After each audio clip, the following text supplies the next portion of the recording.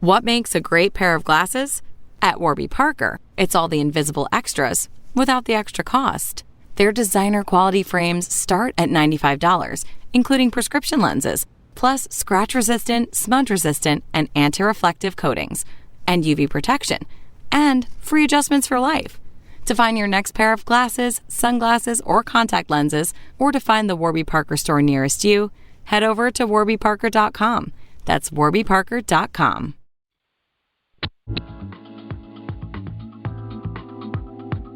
Get ready for success. Leadership Strategies for Women is a show dedicated to providing practical and valuable strategies for emerging women leaders of today. It's your time to get inspired, motivated, and challenged to achieve your vision for success. And now, here's leadership speaker and coach, Ellie Nieves.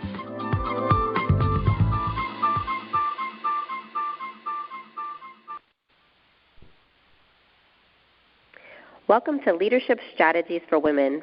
This is Ellie Nieves, and I am your host. I'm the founder and president of Leadership Strategies for Women, where I develop seminars and webinars to help women show up, speak up, and step up in their careers. I also coach women who want to achieve more, both personally and professionally. To learn more, please visit my website at leadershipstrategiesforwomen.com, or you can follow the Leadership Strategies for Women page on Facebook. Our guest is Renee Weisman, and Renee Weisman was a distinguished engineer and director of engineering at the IBM Corporation prior to retiring in 2008. Having spent nearly 40 years in the heavily male-dominated semiconductor engineering industry, often as the only woman, Renee learned firsthand how women can hold themselves back. The owner of Winning at Work Consulting, Renee is the author of the recently released book, Why Hillary Lost: What Women Can Learn from the 2016 Election. The book focuses on the behaviors women must understand and the biases they must overcome to succeed. She uses the 2016 presidential election to show how the female disadvantage impacted Hillary's campaign and gives competent women advice on how they can address similar situations. Renee, welcome to the show. Thank you. Pleasure to join you again. So, Renee, let's jump in there. Let's just start talking about your background. Can you share a little bit about who you are and what your background is? Okay. Well, you spoke a little bit, but I'm going to take it to a little more personal level and begin way back in 1969 when I graduated college. I graduated on a Sunday. The following Sunday, I got married. We got married a lot younger in those days. And right after I went on my honeymoon, I came back 2 weeks later. I started working in IBM. I joined a group of about 400 male engineers and me. I was the first woman, and there were maybe the age range of the engineers were anywhere from 22 years old to 65 years old. So I was kind of an oddity for the group. I spent over 40 years in industry in what was essentially a largely male, although I'm happy to say more women joined as time goes on, but still a largely male-dominated industry because we were doing semiconductor and packaging development, which happens to be, unfortunately, more male-centric in those days and still today. As I was doing this, and especially in those early years when it was just me, I found firsthand that there were a number of things that were both positive and negative for women. And I decided that, I was going to try to work on all the things that hampered me and see if I could overcome some of them. As more and more women started coming in, I was observing that they were suffering from the same issues that I had learned how to overcome, and they would come into my office and sit down and we would have a mentoring session, although back in those days we didn't even use the word mentoring. And throughout my career for the next 39 plus years, and even today, I spent a lot of time trying to help women succeed, and also a lot of men at the same time. When I retired, what I decided to do, after a lot of encouragement from other women who had been my mentees and also from my daughters, was to write something down about all the things I'd experienced, hence my first book, Winning in a Man's World. And I started giving seminars and writing articles, and now continuing to write books about all the experiences. And so I have, since I mentioned my daughters, I have 2 daughters, both married, and 5 grandchildren, and a very supportive husband who lived through a lot of tough years while I was doing all that technical work. So that's me. That's pretty much the type of person I have. I will also say, you did say that I got distinguished engineer. I was a manager and a middle manager and an executive. So I've been purely technical, and I've also managed people in my career. Wow, so great examples of how you entered a male-dominated profession and you came out on the other side, helping women to be able to succeed in similar environments. Thank you for sharing that. Oh, you're very welcome. So, Renee, tell us about your latest book. What inspired you to write it? Well, as I said, I've spent an awful lot of time looking at all the things women have done wrong and try to help them do it right so they can succeed. And watching the 2016 campaign, which in many ways was painful, whichever side you were on, I saw Hillary making many of the same mistakes that I've spent so much time advising women to avoid. And I said, you know what, maybe I could use that as a learning vehicle. Now, that can be touchy because once you're getting into politics, people have very definite opinions one way or the other. But I worked very hard in the book to try to not be pro-Hillary or pro-Trump, but to simply identify things that Hillary did that could have been done better for the fact that she was a woman, and things that we forgave when Trump did it because he was a man. But the whole point of the book really is to help women get advancement, promotions, opportunities, political positions, who knows what. If you're competent, you also have to work to make sure that the likable aspect is very positive. So that's what the book is really about. So you mentioned likability and competence. What is the likability versus competency trap for women that you mentioned in your book? Okay. You know, it's funny. Whenever I talk to someone about this, they will tell you without a shadow of a doubt that, yes, it exists, but I'm not like that. I don't have any of that bias. So everyone denies it, but we all have it. Effectively, there are 2 things that I believe and I have observed occur with women who are trying to compete for something that's perceived as a power-seeking position. And that is that we tolerate untrustworthiness and likability in a man much more than in a woman, as well as a lot of other what you would call difficult behaviors. And competency is not necessarily seen as a virtue for a woman. Let me say it simpler. For a woman, the more successful you become, the less liked or trusted you will be, especially if you're seeking power. So you have to be aware of this, and you have to work to enhance your likability so that does not occur. And Hillary, in example after example, gave me, unfortunately, a lot of ammunition for things to compare with people. So what evidence do you have that this is really true? Right. Okay. So I spent a lot of time on this because it was started out as my opinion, and a lot of other women expressed it as an opinion. So I said, all right, I'm a scientist. I don't like to do things by opinion. I like to do things by data. So I treated it like any other scientific problem that I'm going to go after, and I did research. And in all of the studies that I searched and went through, I found many that supported it. But I'll just name a couple because I think they're very interesting, and they do point out for sure that women are experiencing this. The first one is one that was mentioned by Sheryl Sandberg in her book Lean In, and was also repeated by Anderson Cooper some years later on his show. and that is the story of Howard versus Heidi. Now, I'm not sure if other people have heard this. When Anderson Cooper did it, he changed the names of the two.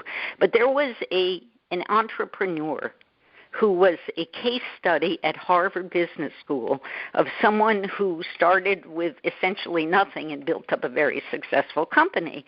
And in so doing, had to do a number of things that might not have always been the nicest, neatest, friendliest, best things, but they helped her develop a company, and the company became powerful and strong, and it was a very good learning story.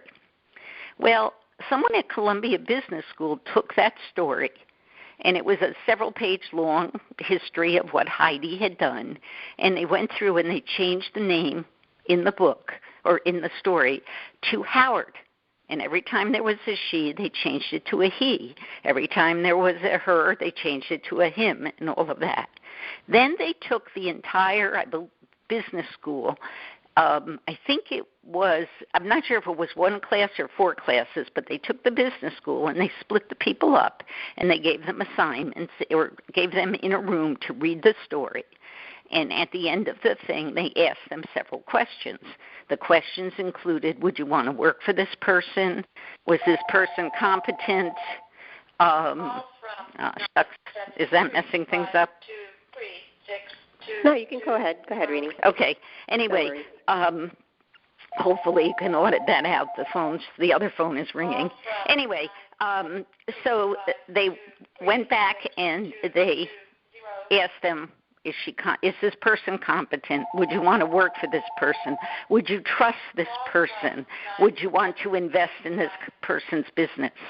And what they found was, while they were considered competent, about equal, and whether you were Howard or whether you were Heidi, there was a huge difference, like very large difference between whether they felt the person was trustworthy and whether they liked this person, and even if you would invest or not invest. And in general, what they found, or quite across what they found, was that women who, the case of Heidi, they didn't like her, they wouldn't want to work for her. And in the case of Howard, he was much more likable, and they would want to work for Howard.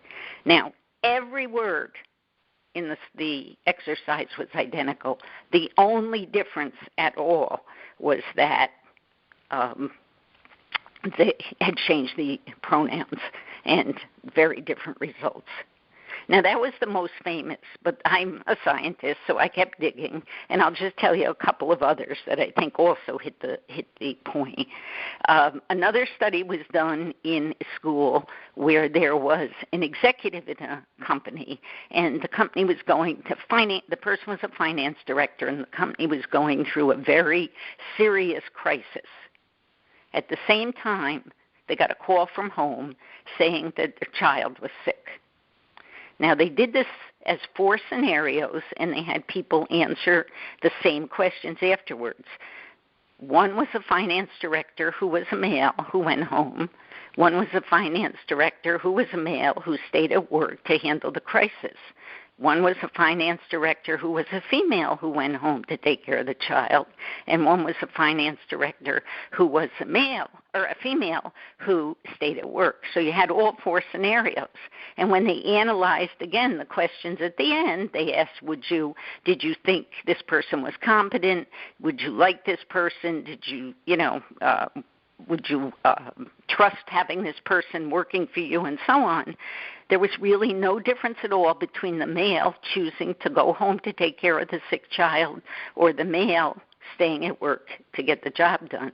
But there was a very big difference for the woman. For the woman who went home, she was rated as not very competent, and the woman who stayed at work was rated as not very likable. Very different results. There, huh? Right. It's you're damned if you do and you're damned if you don't in this particular situation. Right. Just a couple more just to point it home is, I'm not sure if you're aware, but these were older studies, but about 20 years ago or so, most of the large orchestras across the United States were largely male, and especially the top positions, the first string, if you will, in the orchestras were men. And they said, why are women not getting these positions? So they decided to start doing what are called blind auditions, where the person auditioning was behind a curtain. And what do you think happened? Tell me. Tell you. What happened was the number of women who got the position or got that first position or were brought into the orchestra went up significantly, in some orchestras as much as 50%. Wow. Right. So, the issue is we can't hide behind a curtain at work, but the reality is the biases are still there, and unfortunately women have to deal with them. Now, they can be dealt with. It's not something that you can't work on and overcome, but if you ignore them, as I believe Hillary did, that's going to come back and bite you, and it will impact your long-term success in your career. So that brings us to the advice that you provide in your book. So what is it that a competent woman can learn from the 2016 election? Okay, so the single first most important thing is that you want to be competent and you want to be likable, which is more important. Again, there were research studies performed, and it's actually more important to be likable than to be competent if you want to get ahead, especially for a woman.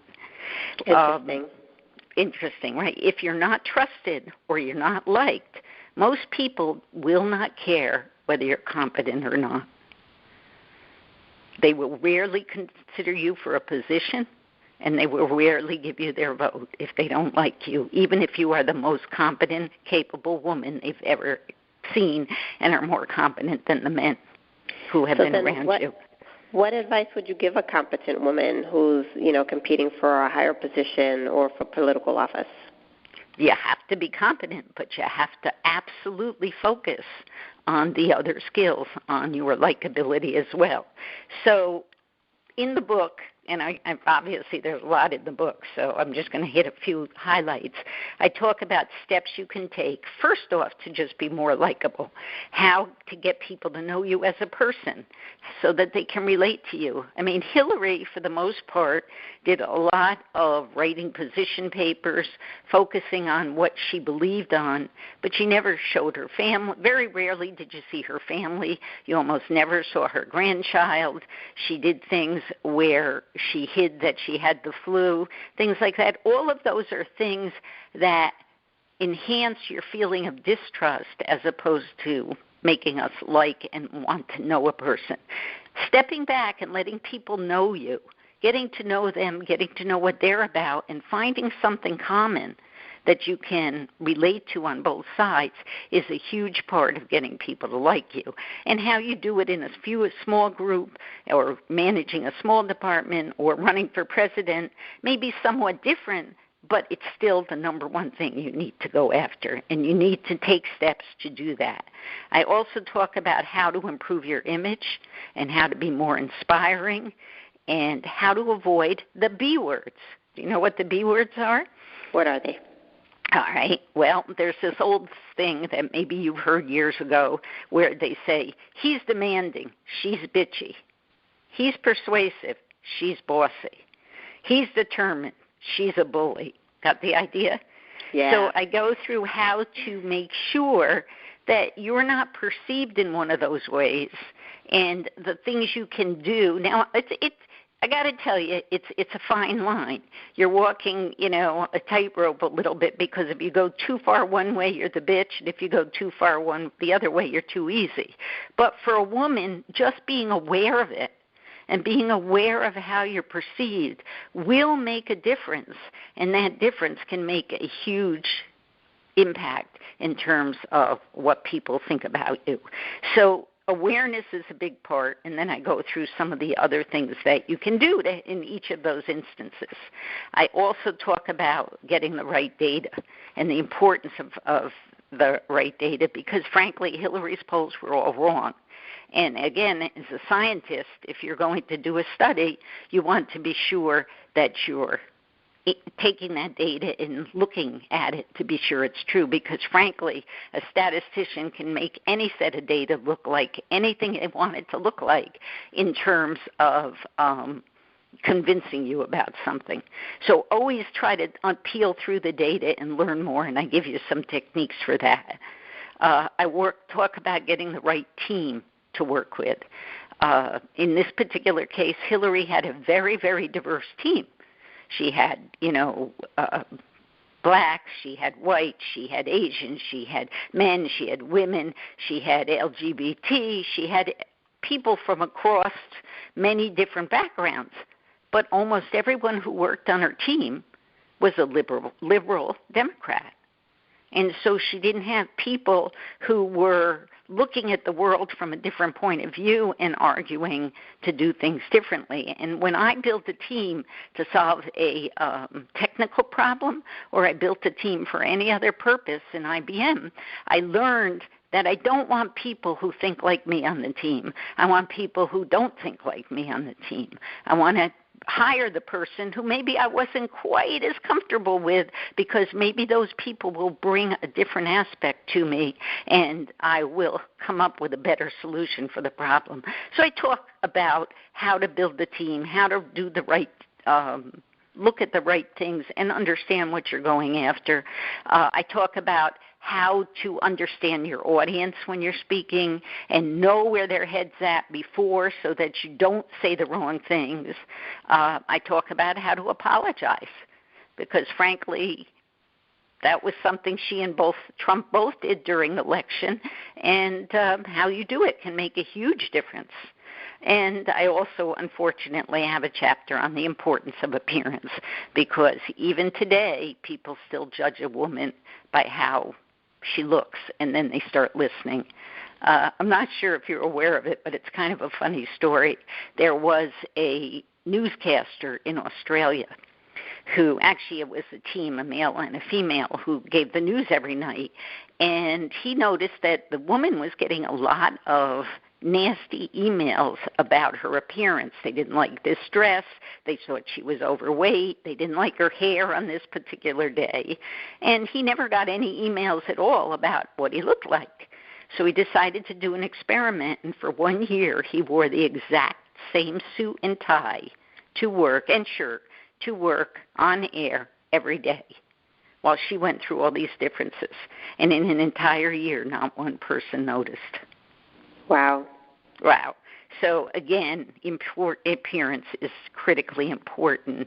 Not because you have to look so good, but you have to make sure appearance is a non-issue.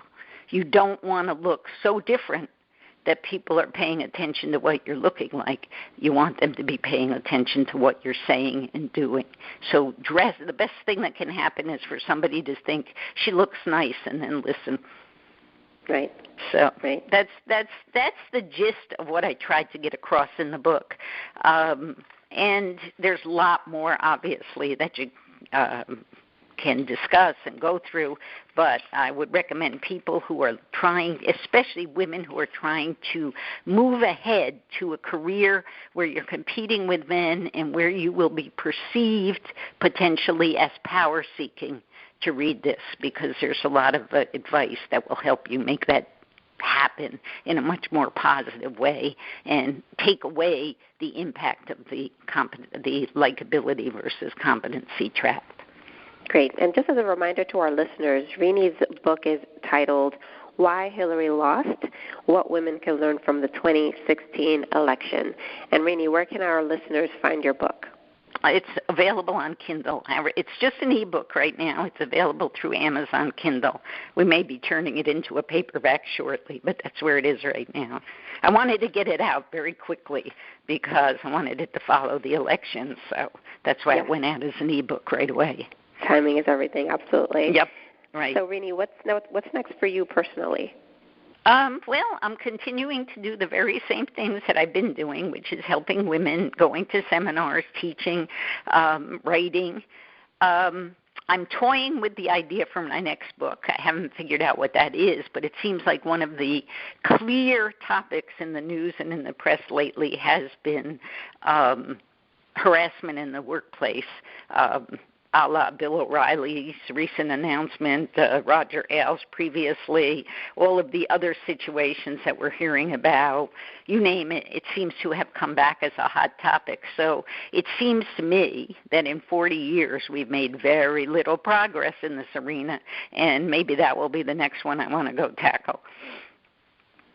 Well, thank you, Renee. You've been a really great guest. You've shared some really interesting information that is something that we can definitely put in our pocket and take into account as we try to seek higher roles in our careers. So thank you for sharing today. My pleasure. Thank you for having me.